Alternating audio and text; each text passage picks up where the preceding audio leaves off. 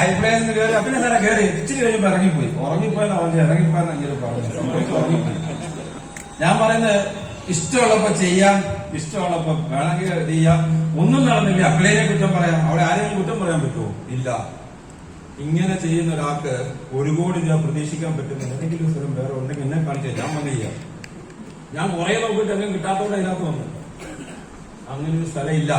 1 കോടി രൂപ നിങ്ങൾക്ക് ഒരു മാസം, ഒരു വർഷം വരുമാനം ഉണ്ടാക്കാൻ സാധ്യതയുള്ള ഒരു സ്ഥലത്താണ് നിങ്ങൾ നിൽക്കുന്നത്. നിങ്ങളത് ക്രിയേറ്റ് ചെയ്യുക എന്നുള്ളത് നിങ്ങളുടെ കഴിവിന്റെ, നിങ്ങളുടെ എഫേർട്ടിന്റെ കഴിവല്ല.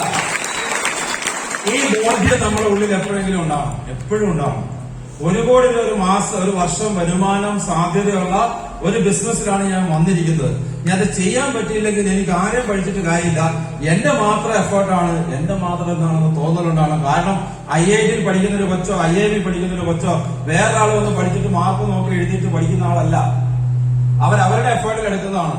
ഇവിടെ പക്ഷെ നമുക്കൊരു വലിയൊരു ഗുണമുണ്ട്. നിങ്ങൾ ഒറ്റയ്ക്ക് ചെയ്യേണ്ട, ചുറ്റും ആൾക്കാരുണ്ട്.